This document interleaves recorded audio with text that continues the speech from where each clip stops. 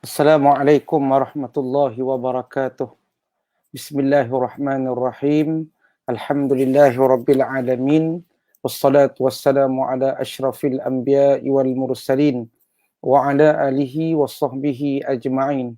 Qala rabbi syrah li sadri wa yassir li amri wahlul 'uqdatam min lisani yafqahu qawli fa amma ba'd.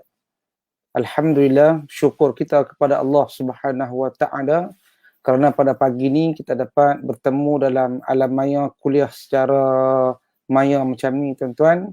Mudah-mudahan Allah Subhanahu wa taala mengurniakan kepada kita kesihatan, Allah mengurniakan kepada kita kebaikan, Allah Subhanahu wa taala mengurniakan kepada kita keberkatan dalam hidup kita insya-Allah. Dan kita berdoa banyak-banyak kepada Allah Subhanahu wa taala, mudah-mudahan Allah angkat segera wabak ataupun penyakit COVID-19 ni di atas muka bumi Allah Subhanahu wa taala ni. Mudah-mudahan kita dapat menjalani kehidupan seperti biasa insya-Allah.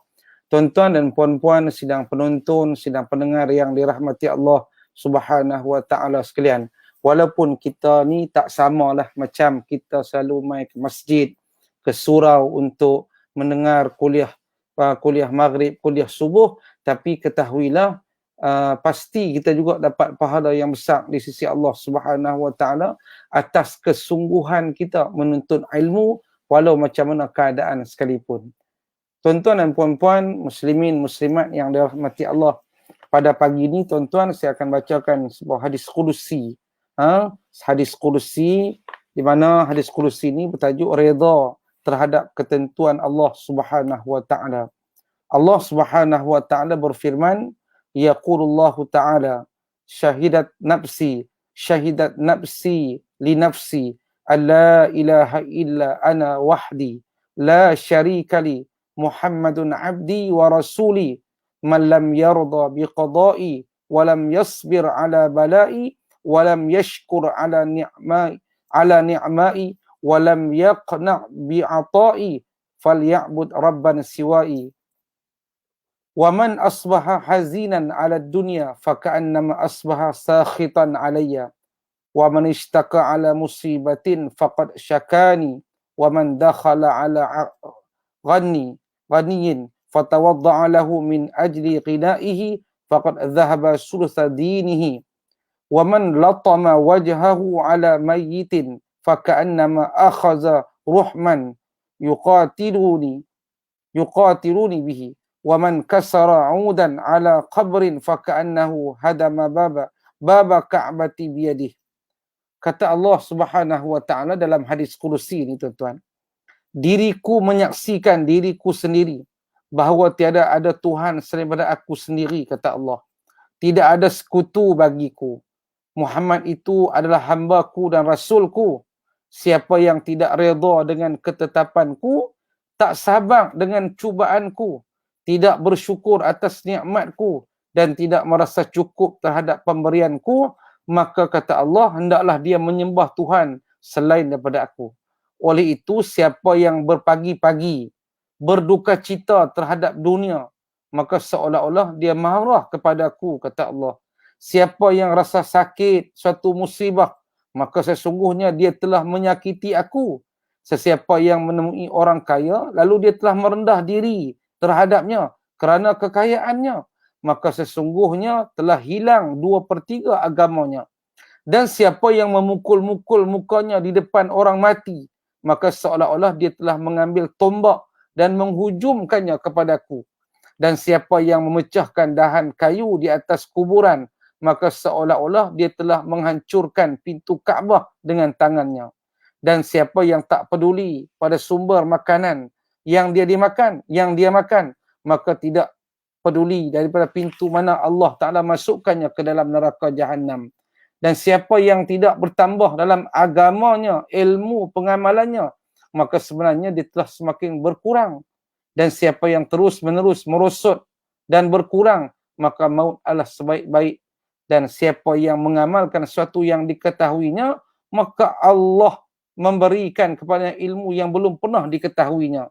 Dan siapa yang panjang angan-angannya, tidak ikhlas amalnya. Tuan-tuan, muslimin, muslimat yang dirahmati Allah. Jadi, Pagi ni kita baca hadis kursi agak panjang sikit, tapi maksud dia mendalam. Sesuailah dengan zaman lah ni tuan-tuan. Orang serabut, orang tak fikir panjang. Kadang-kadang orang boleh buat satu perkara yang di luar jangkaan. Hakikatnya apa yang dia buat tu dimurkai oleh Allah Subhanahu Wa Taala. Ujian demi ujian yang Allah berikan kepada kita, nak uji sejauh mana keikhlasan ataupun siapa yang paling bagus amalan dia di sisi Allah Subhanahu Wa Taala. Satu perkara yang kita ingat tuan-tuan daripada pengajaran hadis kursi yang kita baca pagi ni tentang redha dengan ketentuan Allah ni.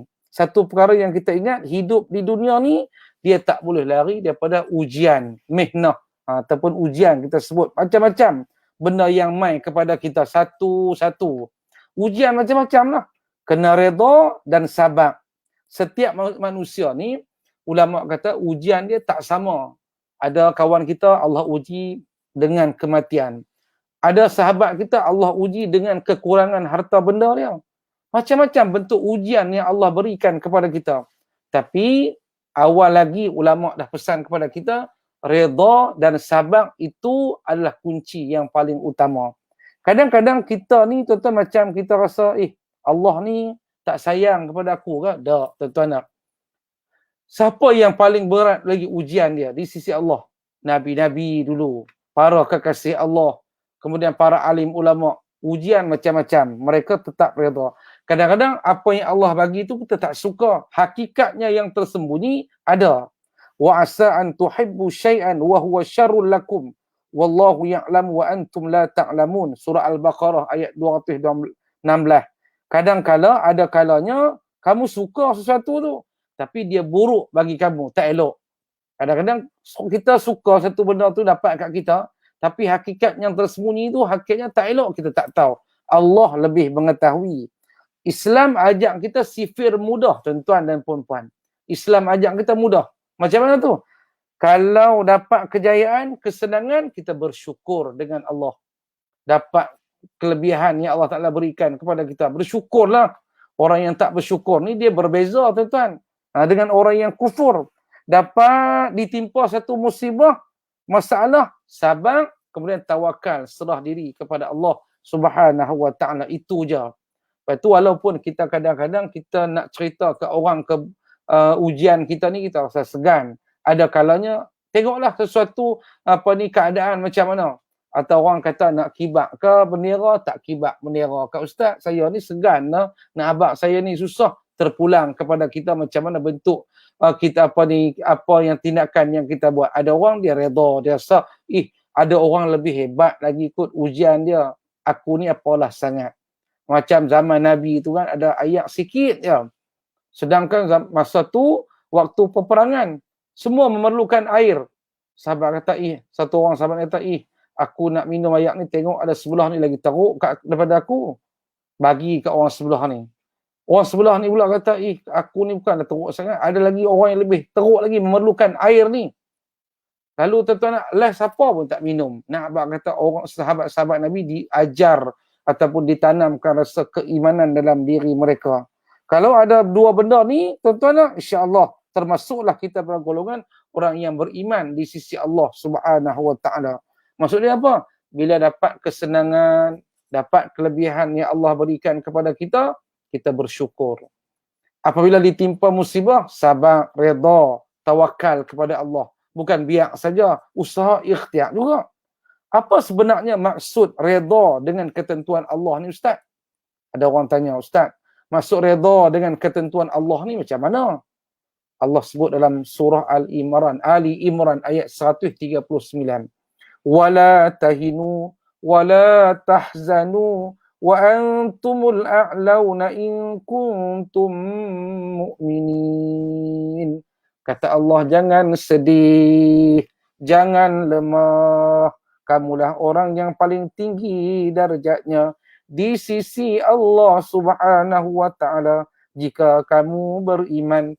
In kuntum mu'minin. Sekiranya kamu beriman di sisi Allah Subhanahu Wa Ta'ala, jangan sedih, jangan lemah. Kata Allah pesan, wala tahinu wala tahzanu wa antumul a'launa in kuntum mu'minin.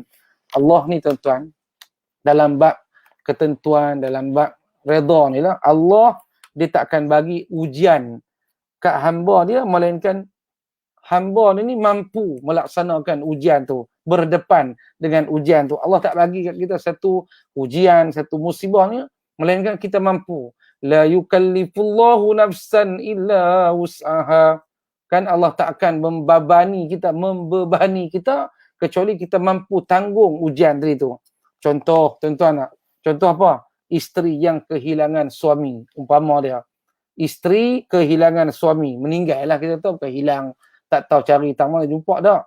Meninggal, kehilangan suami. Allah tahu dia takkan jadi gila dengan sebab musibah tadi tu. Bahkan mungkin ada pengganti yang lebih hebat lagi, yang lebih baik daripada suami yang telah pergi tu. Kalau Allah bagi ujian kepada isteri-isteri, umpamanya suaminya meninggal dunia, Allah tahu ujian tu takkan buat dia akan jadi tak senonoh, tak jadi gila, tak jadi gila meriah dan sebagainya. Tuan-tuan tak? Bahkan Allah akan bagi lagi hebat. Mungkin suami yang lebih hebat daripada yang dah pergi tu. Macam kisah Ummu Salamah. Kan Ummu Salamah ni seorang wanita yang muda lagi, ada anak kecil. Suami dia Abu Salamah, meninggal dunia dalam peperangan. Suami dia mati syahid, Ummu Salamah ni, dalam perang Badar lagi. Anak 4, kecil pun ada, yang perlukan perhatian seorang bapa. Sebelum suami dia syahid, tuan-tuan, kalau kisah Ummu Salamah ni, cerita redha ketentuan Allah kan. Cerita Ummu Salamah, suaminya dalam perang Badar, meninggal. Anak kecil lagi, 4, perlukan perhatian seorang bapa. Sebelum suami dia meninggal mati syahid ni, Nabi pernah ajak doa apabila ditimpa musibah. Nabi ajak doa, Allahumma ajirni fi musibati wa khluf khairan minha. Nabi ajak kepada Abu Salamah sebelum Abu Salamah mati syahid. Dia balik rumah, dia bagi tahu isteri dia. Ni Nabi ajak doa ni, kalau ditimpa musibah, kalau apa sesuatu musibah yang menimpa diri kita, Nabi ajak macam ni. Ya Allah, berikanlah ganjaran, pahala di sebalik musibah yang berlaku. Wa khluf khairan minha. Dan beri ganti yang lebih hebat daripada musibah tadi ni. Diajak pula kepada Ummu Salamah. Sebelum Ummu Salamah ni jadi janda, sebab apa? Sebab kematian suami dia Abu Salamah tadi. Diajak Ummu Salamah ni dah dapat ilmu. Hafal je lah. Dia tak terbayang pun, ini petanda suami aku nak pergi dupa pada aku. Dah, sebab ilmu. Lalu tuan-tuan nak, bila Abu Salamah mati syahid dalam perang Badar, dia teringat doa tadi ni. Dia mengadulah kat Nabi, ya Rasulullah, suami aku pergi. Kata Nabi, aku tahu dalam perang Badar sekarang ni. Lalu tuan-tuan, dia pun banyakkan doa tadi ni. Allahumma ajirni fi musibati. Ya Allah, kau berilah pahala ganjaran kepada aku, ya Allah, di sebalik musibah yang menimpa aku ni. Wa khluf khairan minha. Ya Allah, kau berilah ganti lebih hebat pada dia. Tuan-tuan, Nabi pinang dia. Dan dia terima pinangan Nabi. Pendek ceritalah, walaupun dalam kisah ni, kisah Ummu Salamah ni, sebelum tu katanya, pernah dipinang oleh beberapa orang sahabat yang hebat-hebat, tapi dia tolak pinangan tu. Bukan tolak sebab apa, tapi tak rasa nak berkenan kat kawan ni. Tak ada rasa, mungkin Nabi nak main minang aku. Dah. Sahabat yang hebat-hebat minang Ummu Salamah ni, tuan-tuan nak, tapi dia tak mau terima. Akhirnya, Allah takdirkan Ummu Salamah ni menjadi milik Nabi SAW di antara isteri-isteri Nabi. Siapa lagi sebaik-baik wa khluf khairan minha tadi, sebaik-baik yang orang ketika tu tak ada lah kecuali Nabi Muhammad SAW. Gitu tuan-tuan nak. Sebab itu dalam ayat Quran yang selalu kita baca kan, inna ma'al usri yusra. Sesungguhnya bersama-sama dengan kesusahan itu ada kemudahan. Mudah. Tapi Allah uji susah dulu baru nak dapat mudah tu. Inna ma'al usri. Apa maksud usri? Usri itu susah. Yusra. Maksudnya sesungguhnya bersama-sama dengan kepayahan, kesusahan tu ada kesenangan. Allah nak bagi kesenangan. Tapi ingat payah dulu. Kesusahan dulu. Sesungguhnya selepas kesusahan, pasti ada kesenangan. Surah apa tu Ustaz? Semua kita hafal. Alam nashrah laka sadrak sampai habis. Ingat tuan-tuan, satu lagi. Tuan-tuan dan puan-puan yang dirahmati Allah. Imam Al-Ghazali dalam kitabnya Al-Arba'in fi Usuluddin telah menyebut antara 10 sifat mahmudah, sifat yang terpuji ni adalah sabar dan redha, menerima sesuatu perkara dengan penuh keikhlasan. Allah sebut dalam hadis kursi tadi, siapa yang tak redha dengan ketentuan aku, kata Allah, falyatlub, carilah Tuhan selain daripada aku. Mana ada Tuhan selain daripada Allah Ta'ala ni.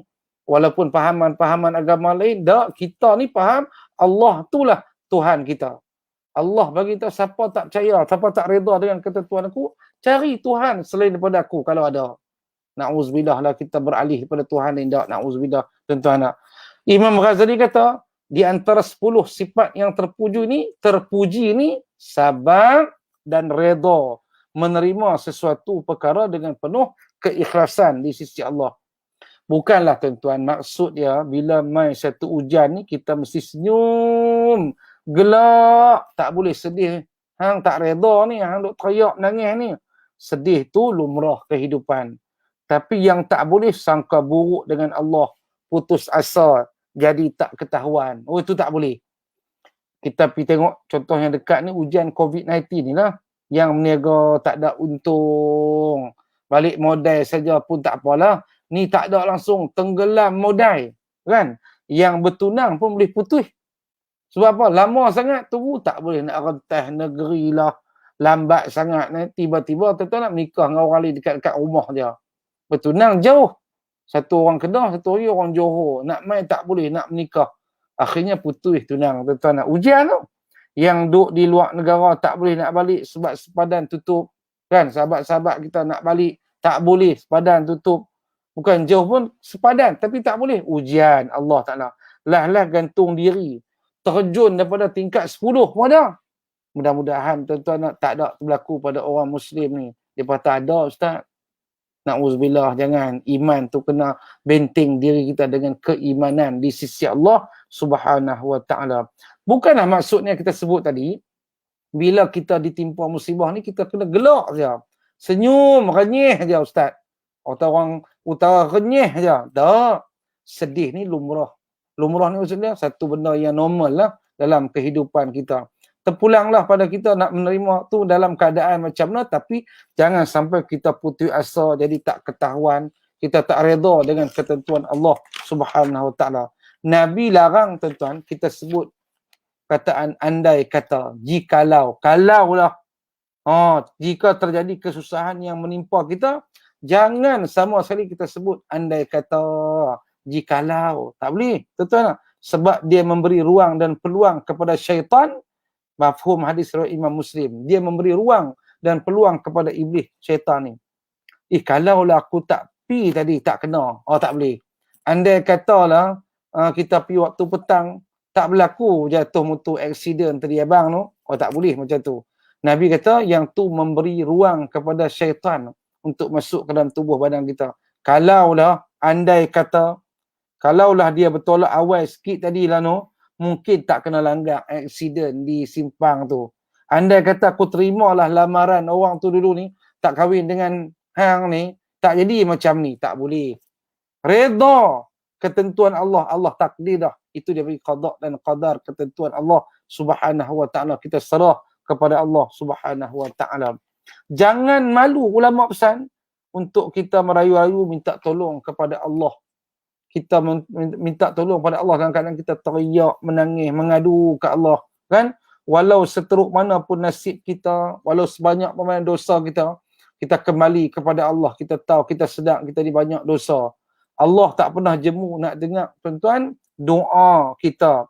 Manusia mungkin lah. Allah tak pernah jemu minta mendengar rintihan, minta doa dan pertolongan daripada hamba dia. Allah tak pernah jemu. Tapi manusia dia boleh jadi jemu bila mana orang duk minta je. Asyik-asyik muka kita, asyik kita. Manusia dia jemu. Contohnya kita ada kawan, apa pun kawan kita tu. Dia pun lama-lama tuan-tuan, ikhlas dia pun dia tenggelam, boleh dia teruji. Sebab apa? Dengan sebab kita asyik minta saja. Maka tapi dengan Allah Subhanahu Wa Taala tak macam tu. Bahkan Allah suka setiap kali kita mengadu kepada Allah, berdoa kepada Allah.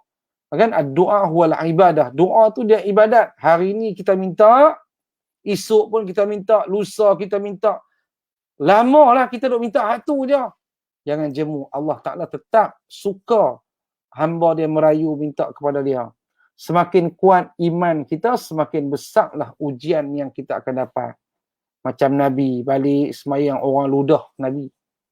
Tu Nabi tuan-tuan. Balik semayang orang ludah Nabi.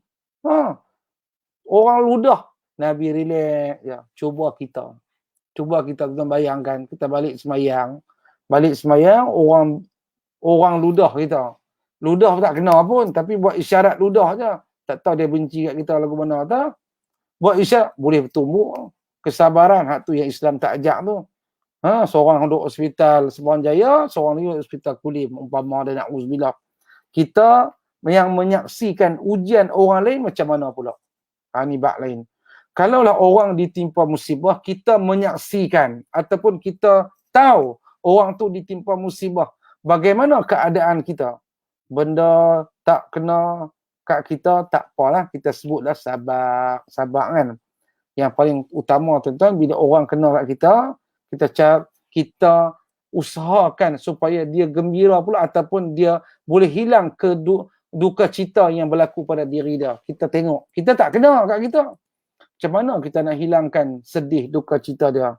Tapi yang banyaklah ni tuan-tuan yang berlaku kan, cari punca buruk. Hampa tengok di tempat ni, COVID di negeri ni punya tinggi, punya teruk lah depa dia. Tuan-tuan nak musibah berlaku pada depa, kita tak kena kat kita. Cari punca yang buruk-buruk. Semalam saya dengar satu tazkirah daripada satu ustaz lah. Tazkirah pagi. Saya sukalah tazkirah tu, ada antara poin dia kata apa? Kita suka cari keburukan seseorang tu. Kita suka cari keburukan dia. Dalam orang satu orang ni, tak adakah kebaikan yang dia buat? Cari tengok kebaikan apa yang dia buat. Sampai tahap tuan-tuan ada hadis Nabi SAW cerita tentang ada golongan nanti dah masuk neraka lah. Nabi suruh malaikat cari orang yang ada walau sekelumit, sikit pun iman dia. Ada kata walaupun pernah disebut kalimah la ilaha illallah sekali dalam hidup dia, cari buat keluar, buat masuk dalam syurga. Kita macam tu juga kalau berdepan dengan keadaan musibah ataupun bencana apakah tuan-tuan, tak adakah benda yang baik seorang ni pernah berlaku pada diri dia? Pernah diceritakan satu hari seorang lelaki dia tawaf di Masjidil Haram. Dia di Mekah ni lah. Dia tawaf tuan-tuan, tawaf. Di mulut dia disebut, ya Allah, adakah engkau redha kepada aku, ya Allah, adakah engkau redha kepada aku. Ulang-ulang sebut tu. Dia tak sedar, di belakang dia Imam Syafi'i duk dengar. Imam Syafi'i duk dengar. Imam Syafi'i kata, hang redha tak dengan setiap apa yang Allah berikan kepada kamu? Dia kata, aku redha. Apa pun Allah bagi kepada aku redha. Imam Syafi'i kata apa kat dia? Kalau Allah uji hang pun sama ke Allah bagi nikmat sama tak? Dalam keadaan macam mana diri hang tu? Dia beritahu berlapang dada. Allah uji pun aku redha, Allah bagi nikmat aku redha.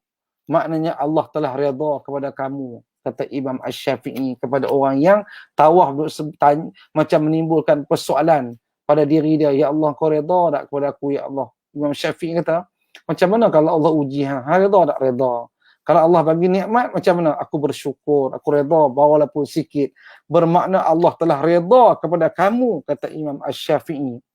Nabi pernah pesan dalam hadis, iman itu ada dua bahagian.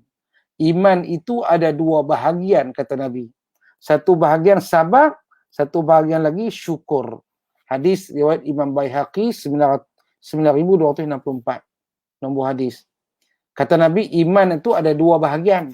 Satu redha, satu sabar, satu lagi syukur. Gitu. Sabak pula ada 3 jenis.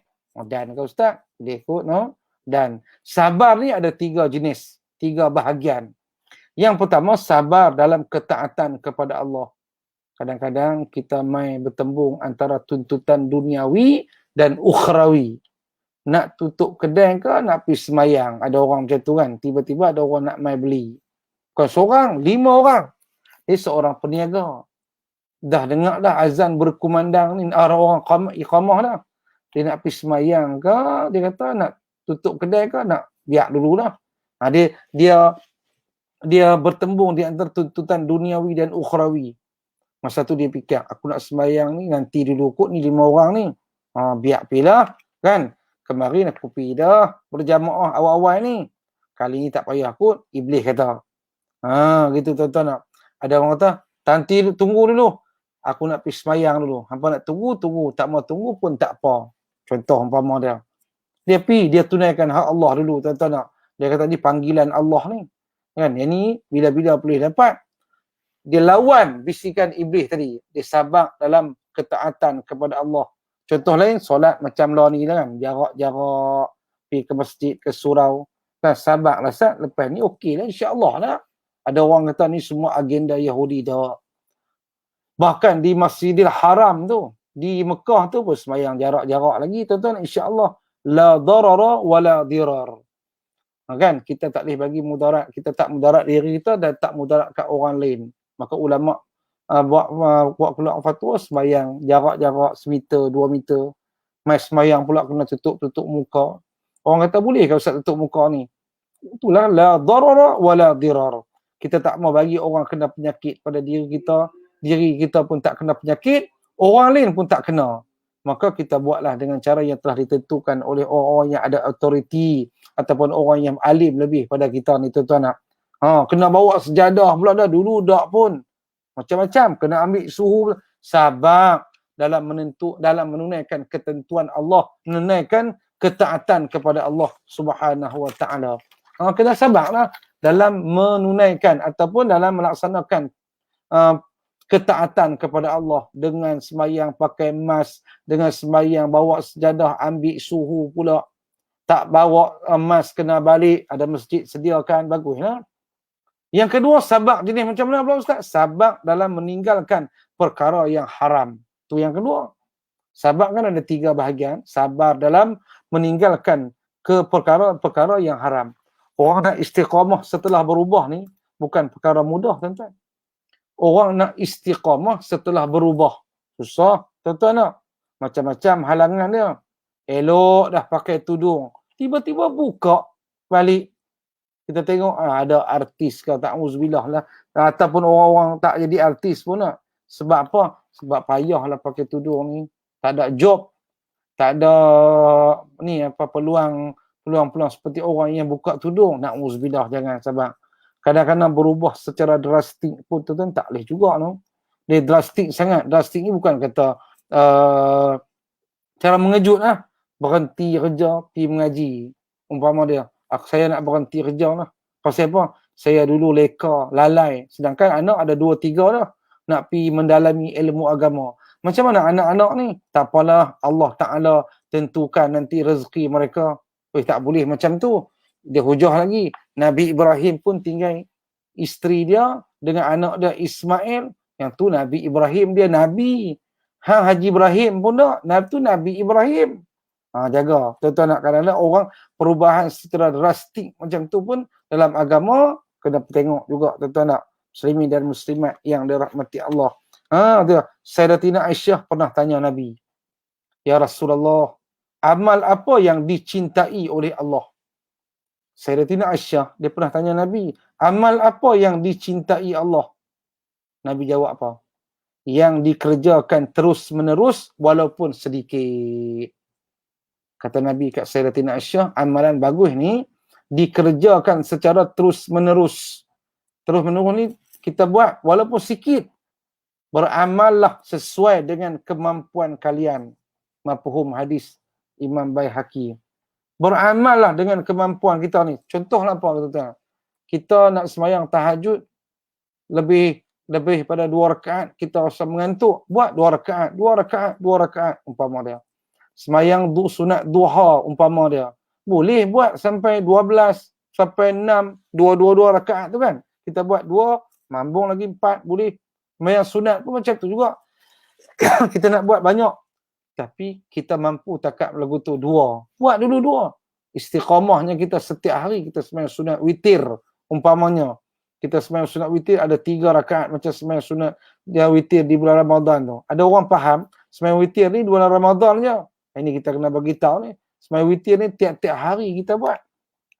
Tapi kita istiqamah walaupun 3 rakaat tadi. Silakan. Gitu tu. Bagus Nabi kata beramallah sesuai dengan kemampuan kalian. Yang nombor 3 apa dia Ustaz? Sabar yang jenis ketiga. Sabar dengan ujian Allah tu maknanya redha. Sabar dengan ujian Allah. Tadi sabar mula-mula sabar melakukan ketaatan kepada Allah. Macam-macam lah kita ni. Di antara tuntutan duniawi dan ukhrawi itu kita nak buat yang mana dulu. Yang kedua, sabar apa? Dengan meninggalkan perkara yang haram. Dan yang ketiga ni, sabar dengan ujian Allah. Tu maknanya redha yang kita baca hadis kursi. Yang mula tadi tuan-tuan. Abu Hurairah meriwayatkan, Nabi SAW pernah ditanya, Ayyun nas asyaddul bala? Qala al-anbiya, summa as-salihun, summa al-amthalu fal-amsal. Kata Nabi pernah ditanya, manusia mana yang paling, siapakah manusia yang paling kuat, teruk lagi ujiannya, dahsyatlah ujiannya. Lalu Nabi kata nabi-nabi.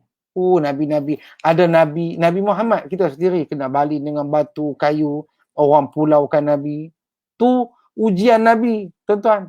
Nabi-nabi sebelum Nabi Muhammad, ada Nabi Zakaria dibunuh, tengok dia kerat ni, menyorok dalam pokok tu. Nabi Yahya tak setuju dengan raja yang zalim tu, raja yang teruk lah zaman itu, nak menikah dengan siapa kan. Tapi Nabi Yahya kata jangan. Akhirnya Nabi Yahya dibunuh. Nabi Yusuf Allah di penjara. Nabi dulu Nabi yang sebelum Nabi Muhammad. Dahsyat ujiannya. Kemudian siapa? As-salihun kata Nabi. Orang yang salih. Sumal amsal fal amsal. Yang serupa dan seterusnya kata Nabi. Tuan-tuan pernah dengar kisah Nabi-Nabi yang dulu-dulu. Kadang-kadang ada orang baca kisah Nabi-Nabi dulu ni sampai meleleh air mata. Dahsyat Ustaz no ujian ni pun. Ya. Sampai dipenggal leher, sampai dibunuh. Ada Nabi-Nabi yang dulu-dulu ni. Rupa-rupanya cerita pasal supaya kisah Nabi-Nabi yang dulu-dulu ni banyak buku-buku agama, kitab-kitab yang telah diterjemahkan. Bolehlah kita baca tuan-tuan nak. Kita baca. Dan orang-orang soleh ni umpama dia. Kan Presiden Mesir umpama dia tuan-tuan nak. Kena bunuh, kena tali gantung, kena bunuh, kena dipenjarakan. Sampai akhirnya mati tuan-tuan. Pemimpin-pemimpin Islam yang terdahulu sampai ditali gantung Said Kutub umpama dia.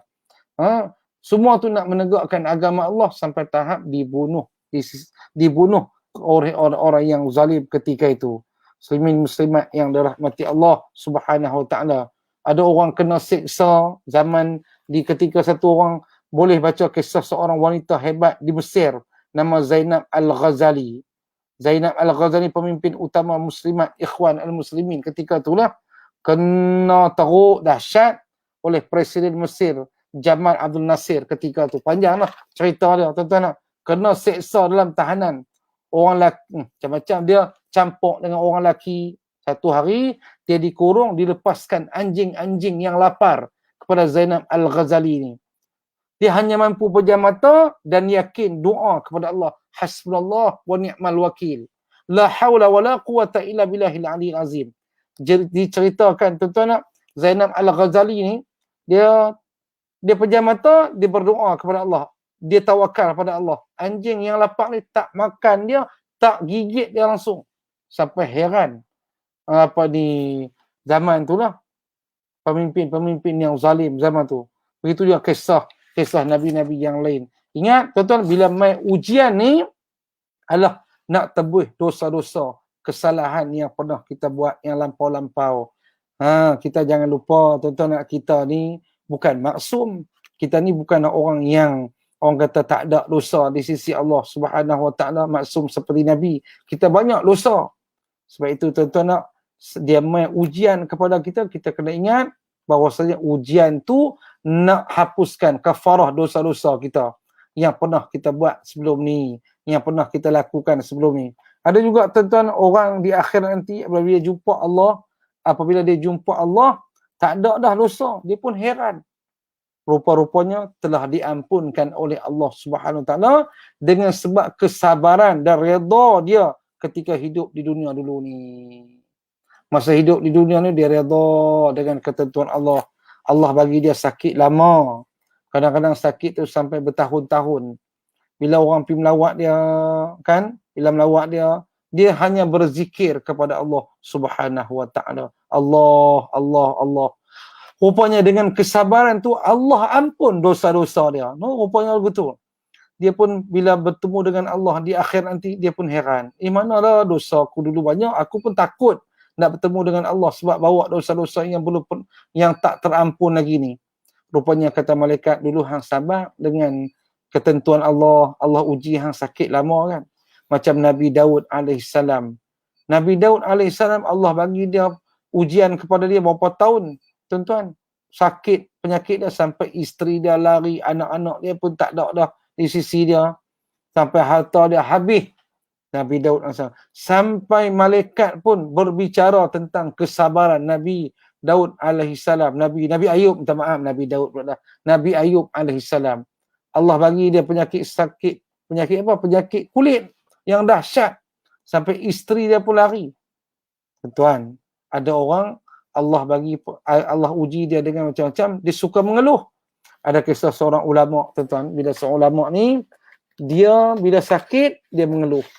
Satu hari dia mimpi satu orang datang dalam mimpi dia ni. Mimpi para alim ulama ni bukan macam mimpi kita, tuan-tuan.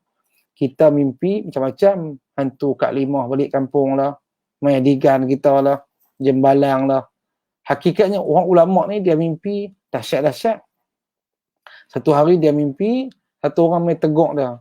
Dia kata dia, dalam mimpi ni, setiap keluhan, setiap apa-apa yang kita mengeluhlah, merintih dengan sebab musibah ni, malaikat catat juga keluhan tadi.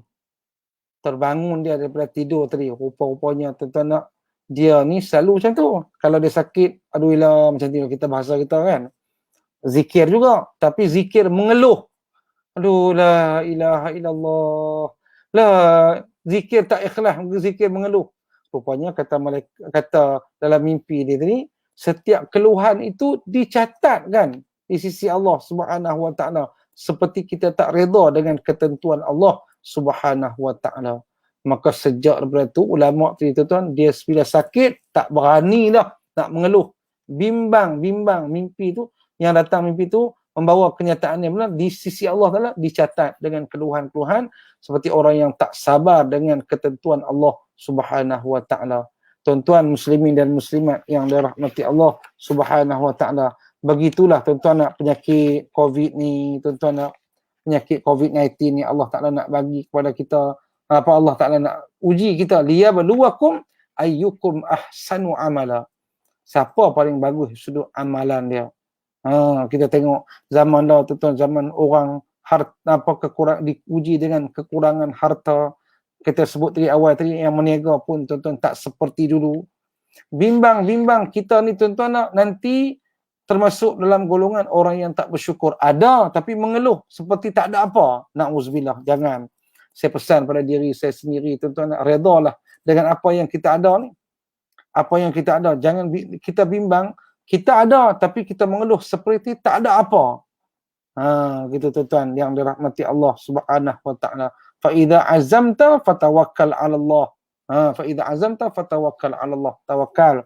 Satu ketika Nabi SAW dia tegur orang soleh, seorang sahabat, bila mana naik unta tinggal macam tu, tak tambat. Ada cerita dia pergi naik ke masjid kan, nak sembahyang, Nabi tengok, Nabi kata, awak tak ikat unta tu. Lalu sahabat dia kata, aku bertawakal kepada Allah. Nabi kata, ikhtiar dulu, ikat dulu, barulah tawakal kepada Allah. Macam kita lah main masjid ke, pergi pasar ke, kunci motor ambil dulu. Dah kunci dah, tengkok kunci dah, leher motor ni kunci dah, bubur di tayar lagi. Semua ikhtiar dah. Tiba-tiba hilang juga motor kita tu. Yang tu Allah Ta'ala nak uji kita. Tapi kita tinggal kunci tu biar tu. Orang tanya, awak tinggal kunci situ. Aku tawakal lah pada Allah. Allah ada, Allah jaga kita. Sungguh nak betul. Kita masuk pasar tu tuan-tuan nak. Balik-balik tak ada dah motor kita tu. Jadi tuan-tuan, 40 minit yang berlalu, sekadar itulah dulu kuliah subuh kita pada pagi ni melalui alam maya macam ni. Sekali lagi kita berdoa kepada Allah Subhanahu Wa Taala, mudah-mudahan Allah angkat penyakit ni, Allah Taala bagi kepada kita seperti sedia kala. Macam dulu-dulu boleh main masjid, boleh mengaji, dengar majlis ilmu. Mudah-mudahan Allah Ta'ala mendengar doa-doa kita, doa-doa para alim ulama, wali-wali Allah yang masih ada lagi di atas muka bumi Allah Subhanahu Wa Ta'ala ni. A'udzubillahi minasyaitonirrajim. Bismillahirrahmanirrahim. Alhamdulillahirabbil alamin. Wassalatu wassalamu ala rasulil amin wa ala alihi wa sahbihi ajma'in. Ya Allah, ya Tuhan kami, ampunkanlah dosa-dosa kami ya Allah, dosa kedua ibu dan ayah kami ya Allah. Ya Allah, ya Allah, kami mohon kepadamu ya Allah, kau kurniakanlah kami kesihatan yang baik ya Allah sepanjang hidup kami ya Allah. Ya Allah, ya Tuhan kami, hindarilah kami daripada malapetaka, bala bencana yang tidak kami inginkan ya Allah. Bismillahilladzi la yadurru ma'asmi syai'un fil ardi wala fis sama' wa huwas samiul alim. Ya Allah, murahkanlah rezeki kami ya Allah, murahkanlah rezeki sahabat-sahabat kami ya Allah, murahkanlah rezeki sanak saudara kami ya Allah. Ya Allah, ya Tuhan kami, jadikanlah anak-anak kami ya Allah anak-anak yang soleh, anak-anak yang solehah, anak-anak yang mampu mendoakan kami ketika mana kami tidak ada lagi di dunia nanti ya Allah. Ya Allah, ya Tuhan kami, ya Allah, berikanlah kami ketenangan ya Allah, berilah kami kelapangan hidup ya Allah. Mudah-mudahan ya Allah hidup kami ini ya Allah dengan ketaatan kepadamu ya Allah. Ya Allah, ya Tuhan kami, matikanlah kami dalam keadaan beriman kepadamu ya Allah. Husnul khatimah. Allahumma khtim lana ya Allah bi husnul khatimah wa la takhtim alaina ya Allah bisu'il khatimah. Rabbana atina fid dunya hasanah wa fil akhirati hasanah wa qina adzabannar. Wa sallallahu ala sayyidina Muhammad wa ala alihi wa sahbihi ajma'in. Walhamdulillahirabbil alamin. Sekian dulu tuan-tuan. Assalamualaikum warahmatullahi wabarakatuh.